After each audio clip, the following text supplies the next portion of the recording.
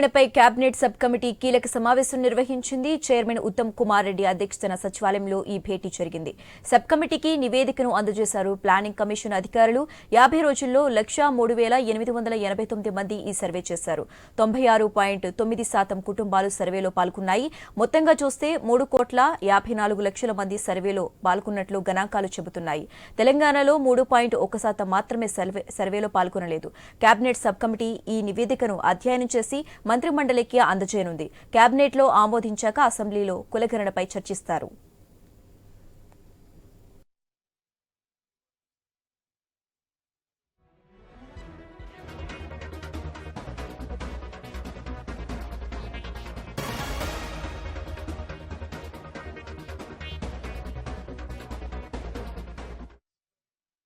Media మిత్రులందరికీ నమస్కారం. మరి ఆదివారం సెలవు రోజు కూడా మీరందరూ కూడా you taken an effort to come for hour media conference. Thank you very much. Today is truly A historic revolutionary step forward for comprehensive social justice in Telangana. తెలంగాణలో కాంగ్రెస్ ప్రభుత్వం ఏర్పడ్డ తర్వాత సోషియో ఎకనామిక్ సర్వే చేయాలి, వెనుకబడ్డ తరగతులకి న్యాయం చేయాలనే మా ప్రగాఢ ఆకాంక్ష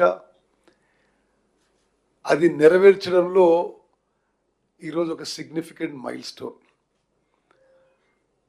మా ప్రియతమ నాయకుడు, లోక్సభలో ప్రతిపక్ష నాయకుడు, కాబోయే ప్రధానమంత్రి రాహుల్ గాంధీ గారి ఇన్స్పిరేషన్తో, వారి యొక్క ఆలోచన విధానంతో మా ప్రభుత్వం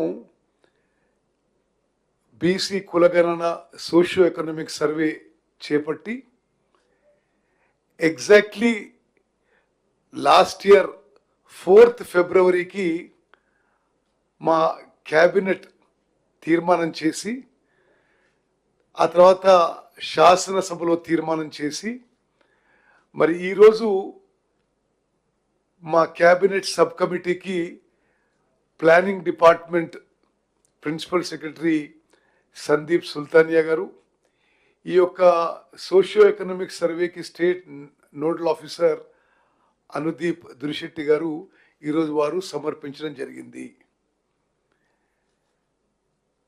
దీని కొంత వెనక్కి పోతే, బ్యాక్గ్రౌండ్ పోతే, భారతదేశంలో చాలా దశాబ్దాలుగా స్వాతంత్రం తర్వాత సెన్సస్ జరుగుతూ వస్తుంది. కులగణన మేము చేసింది caste census. Normal census every decade జరుగుతూ ఉండింది. బట్ ఎక్కడ కూడా accurate proper comprehensive social justice కోసము క్యాస్ట్ సెన్సస్ మరి సెన్సస్లో ఇంక్లూడెడ్ భాగం కాదు. మా ప్రభుత్వం వచ్చిన తర్వాత సమాజంలో అన్ని వర్గాలకి న్యాయం జరగాలని, weakest of the week, poorest of the poor sections కూడా అన్ని విధాలుగా సోషల్, ఎకనామిక్, పొలిటికల్, ఎడ్యుకేషనల్ అన్ని రంగాల్లో న్యాయం జరగాలని చెప్పి అక్యురేట్ డేటా కోసం ఇదొక గొప్ప ఎక్సర్సైజ్ మేము ప్రారంభించడం జరిగింది. స్వతంత్ర భారతదేశంలో ఇంత పెద్ద socio economic survey, socio economic caste survey మరొక రాష్ట్రంలో కానీ దేశంలో ఏనాడు జరగలేదని చెప్పి నేను మనవి చేస్తున్నాను. నిరంతరం రాహుల్ గాంధీ గారి ఇన్స్పిరేషనల్ లీడర్షిప్, వారి మాటలు, వారి ఆదేశాల మేరకు, వారి సిద్ధాంతాలు, మరి వారి గైడెన్స్ మేరకు మేము ఈ తెలంగాణలో కాంగ్రెస్ ప్రభుత్వం ఈ సోషియో ఎకనామిక్ సర్వేలో మేము ముందుకు పోయిన విషయం కూడా నేను మరోమారు అందరికీ గుర్తు చేస్తున్నా. ఈ ఎక్సర్సైజ్లో మరి 4 ఫిబ్రవరి 2024లో క్యాబినెట్ తీర్మానం చేయడం జరిగింది.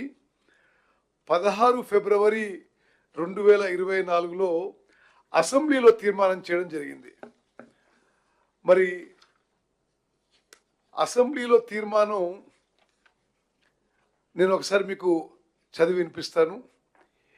ఈ సభ తెలంగాణ రాష్ట్ర వ్యాప్తంగా సమగ్ర ఇంటింటి కుటుంబ సర్వే, సామాజిక, ఆర్థిక, విద్య, ఉపాధి, రాజకీయ మరియు కుల సర్వే నిర్వహించాలని తీర్మానించింది.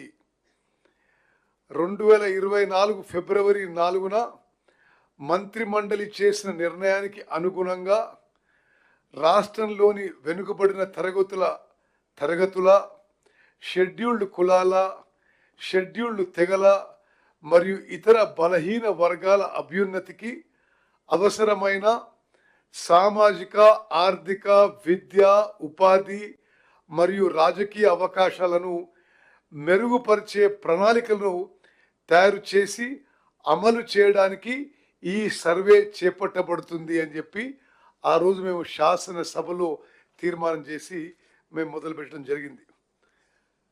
అదేవిధంగా మరి ఈ సర్వేలో మొత్తం రాష్ట్రంలో 1,03,889 ఎన్యూమరేటర్సు, సూపర్వైజర్సు నిరంతరంగా కష్టపడి 50 రోజుల్లో ఈ సర్వే చేయడం మరి ఇది చాలా ఒక గొప్ప విషయం అని చెప్పి నేను మనవి చేస్తున్నాను. తెలంగాణలో జనాభాలో మరి 96% ఈ సర్వే జరిగిందని చెప్పి కూడా నేను మనవి చేస్తాను.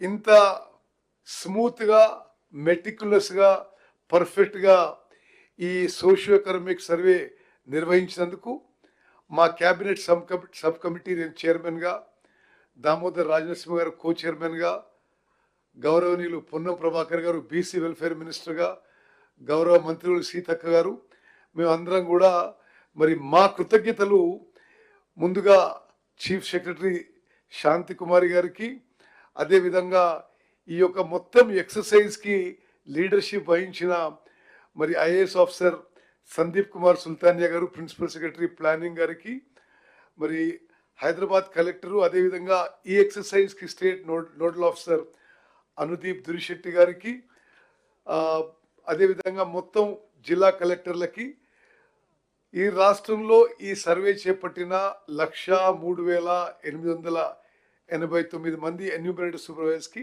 మా ధన్యవాదాలు తెలియజేస్తాం. అదేవిధంగా గౌరవ ముఖ్యమంత్రి రేవంత్ రెడ్డి గారు, గౌరవ ఉప ముఖ్యమంత్రి బట్టి విక్రమార్క గారు ఈ సర్వేకి పూర్తిగా వాళ్ళు గైడింగ్ ఫోర్సెస్గా ఉండి ఎప్పటికప్పుడు ఈ సర్వే గైడ్ చేయడంలో ఇంత మరి త్వరితగతిన, ఇంత మెటిక్యులస్గా, ఇంత అక్యురేట్గా చేయడానికి మరి వారి యొక్క కాంట్రిబ్యూషన్ మరి తెలంగాణ రాష్ట్రం ఎప్పుడు మర్చిపోదని చెప్పి నేను మనం చేస్తాను. ఈ సర్వేలో తెలంగాణలో 96.9% జనాభా పూర్తి చేసి 3,54,00,000 మంది సర్వే చేయడం జరిగింది.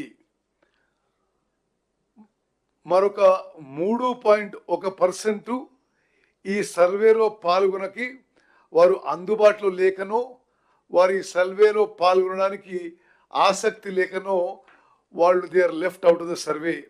అంటే 16 lakh people are left out of the survey.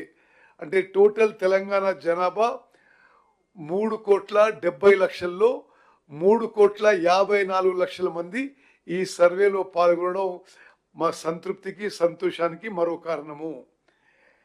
This process of preparing the report and the report itself is a landmark achievement of the government of Telangana, which will go down in the annals of social history of the country. అదేవిధంగా ఈ report ద్వారా మరి ఈ survey ద్వారా తెలంగాణ రాష్ట్రంలో బలహీన వర్గాలకి, weakest of the week, poorest of the poor, marginalized sections-కి data-driven welfare and data-driven opportunities in social, economic, educational, political opportunities will now be available. అదేవిధంగా మరి ఈ యొక్క మొత్తం కార్యక్రమాన్ని పర్యవేక్షించడానికి, సూపర్వైజ్ చేయడానికి 19 అక్టోబర్ 2024లో మా క్యాబినెట్ సబ్ కమిటీ కూడా నియమించిన విషయం నేను మనవి చేస్తున్నాను. ఇది అసెంబ్లీ తీర్మానం అయిన తర్వాత ప్రభుత్వం జాగ్రత్తగా పరిశీలించిన తర్వాత రాష్ట్రంలోని వెనుకబడిన తరగతులు, షెడ్యూల్డ్ కులాలు, షెడ్యూల్డ్ తరగతుల ప్రజలు, రాష్ట్రంలోని ఇతర బలహీన వర్గాల స్థితిగతులను మెరుగుపరచడానికి వివిధ సామాజిక, ఆర్థిక, విద్యాపరమైన, ఉపాధి, రాజకీయ అవకాశాల కోసం ప్రణాళికను రూపొందించి అమలు పరచడం కోసం తెలంగాణ రాష్ట్రం అంతటా సామాజిక, ఆర్థిక, విద్య, ఉపాధి, రాజకీయ మరియు కుల సర్వే చేపట్టడం కోసం 10/10/2024 తేదీన జియో నెంబర్ 18ను జారీ చేయడం జరిగింది. సర్వే నిర్వహించేందుకు ప్రణాళిక శాఖ నోడల్ విభాగంగా నియమించబడింది. సర్వే విధి విధానాలను అవగాహన చేసుకునేందుకు మరియు ఉత్తమ విధానాలను అవగాహన చేసుకునేందుకు ఇతర రాష్ట్రాలైన కర్ణాటక మరియు బీహార్లలో జరిగిన వివిధ సర్వేలను క్షుణ్ణంగా అధ్యయనం చేయడం జరిగింది. ఈ అధ్యయన ఫలితాలను ప్రస్తుత SEEPC సర్వే అంటే సోషియో ఎకనామిక్ సర్వే విధాన రూపకల్పనలో అనుసంధానం పరచడం జరిగింది. వివిధ ప్రజా సంఘాలు, సామాజికవేత్తలు, మేధావులు, ఇతర స్టేక్ హోల్డర్ల అభిప్రాయాలను పరిగణలోకి తీసుకొని ఈ క్రింది సర్వే షెడ్యూల్ను రూపొందించడం జరిగింది. మరి నిస్సందేహంగా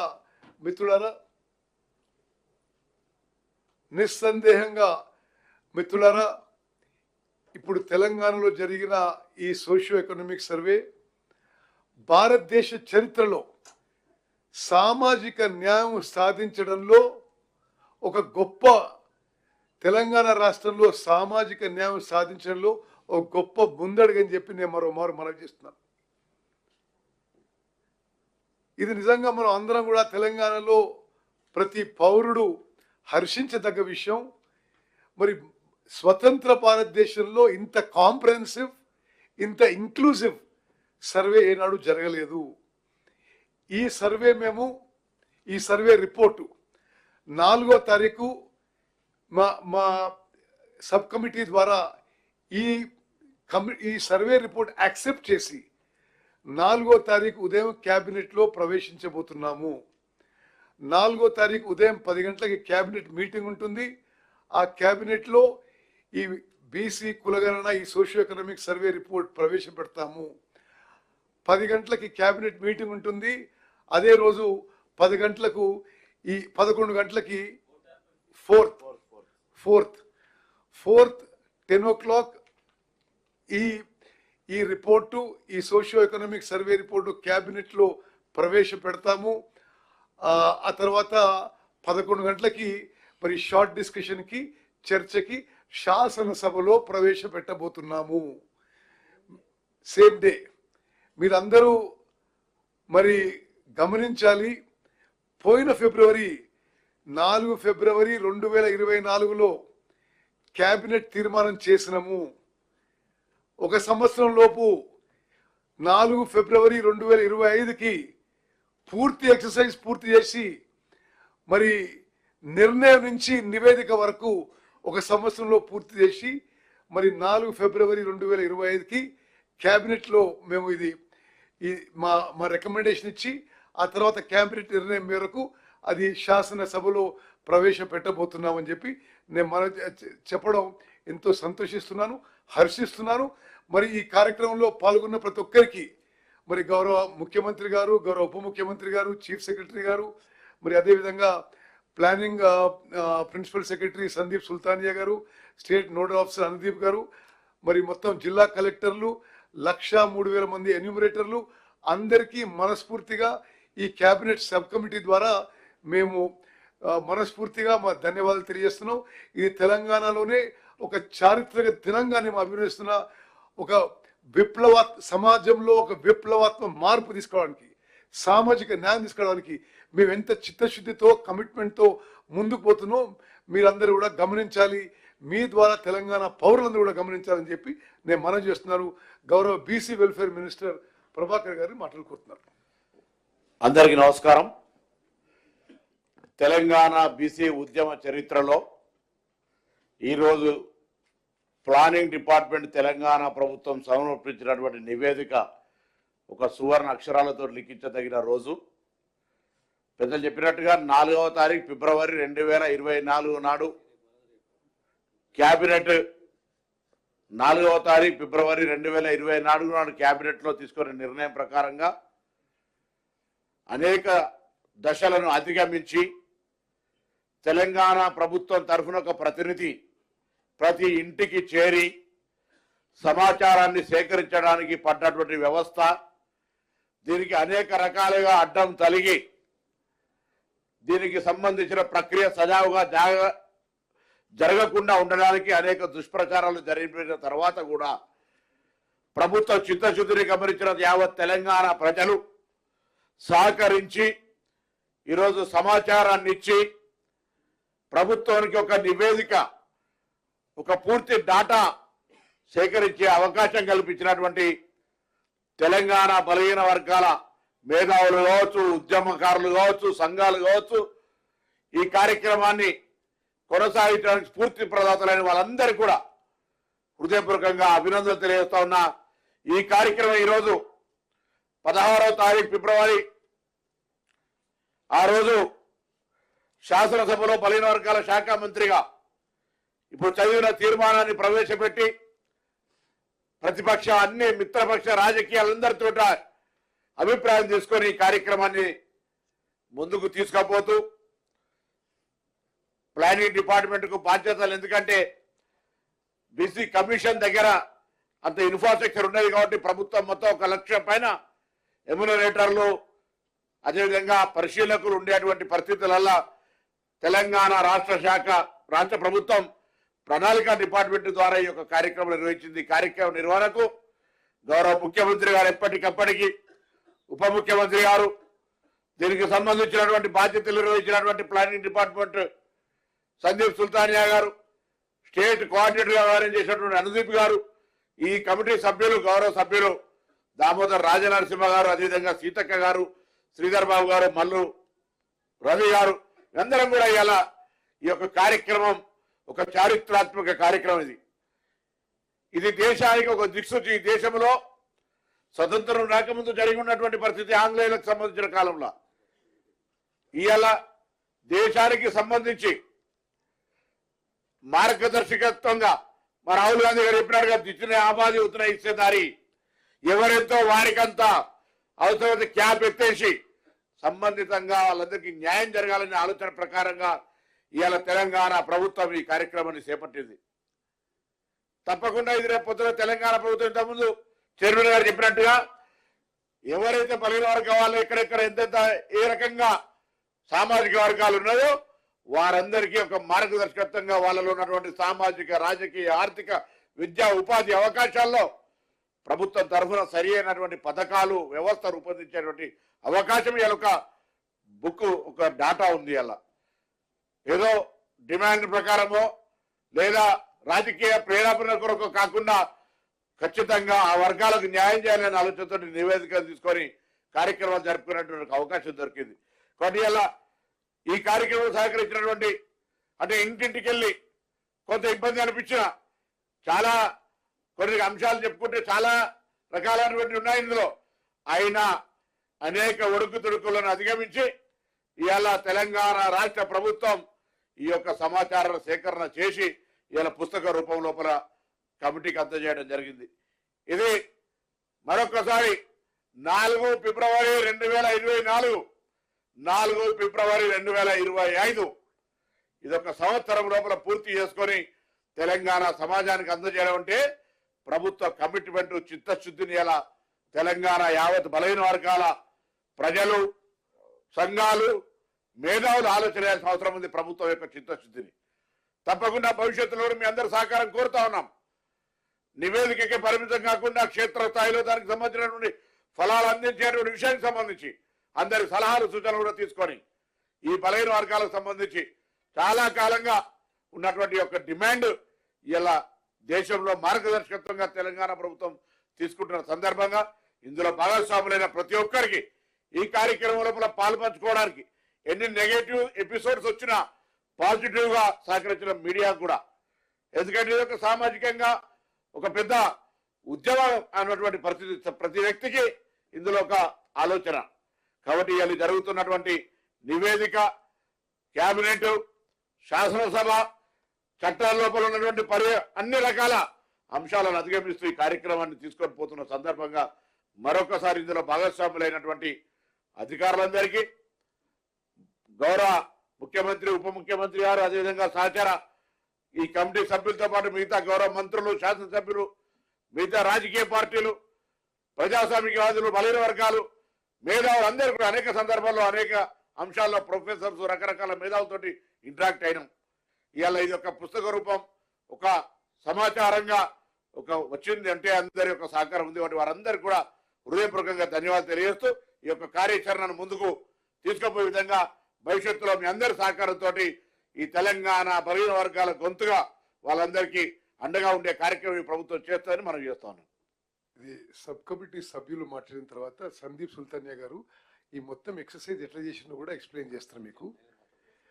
ఒక ముఖ్యమైన విషయం నేను ఈ స్టేజ్లో ప్రకటించడం మరి అప్రోప్రియేట్ ఉంటుందని అనుకుంటున్నాను. మొత్తం తెలంగాణలో సర్వే చేసిన జనాభా 3,54,77,554 ఇండివిజువల్స్ని సర్వే చేయడం జరిగింది. వచ్చిన మరి ఈ సర్వే రిపోర్ట్ ప్రకారము ఎస్సీస్ voting percentage 17.43%, SC population 61,84,319, 17.43% population. Scheduled tribes population 37,05,929, population percentage 10.45%. BC other than Muslim minority is 1,64,09,179. BC population percentage other than Muslim minorities 46.25. Muslim minorities BCs are 35,76,588. Population BC Muslim population is 10.08%. Muslim OC population is 8,80,424, percentage of 2.48. Total Muslim percentage in the state is 12.56%. Total OC population in the state, Muslim minority is 2.48 and other OCs are 13.31. Total OC population in the state is 15.79%. Total households in the state 1,15,71,457. Total households surveyed 1,12,15,134. This is the main summary of the report. వాళ్ళు data 4 వాల్యూమ్స్లో ఇచ్చారు. ఇది అందరూ మాట్లాడిన తర్వాత ఈ రిపోర్ట్తో సహా మేము photograph తీసుకుంటాం. మీరు కొద్దిగా ఓపిక పట్టండి. ఇప్పుడు ప్రిన్సిపల్ సెక్రటరీ సందీప్ సుల్తానియా గారు ఎవరైతే మొత్తం ఈ exercise he oversaw, he supervised and did a brilliant job of this report. I request him to speak. Thank you, sir. First of all, I would like to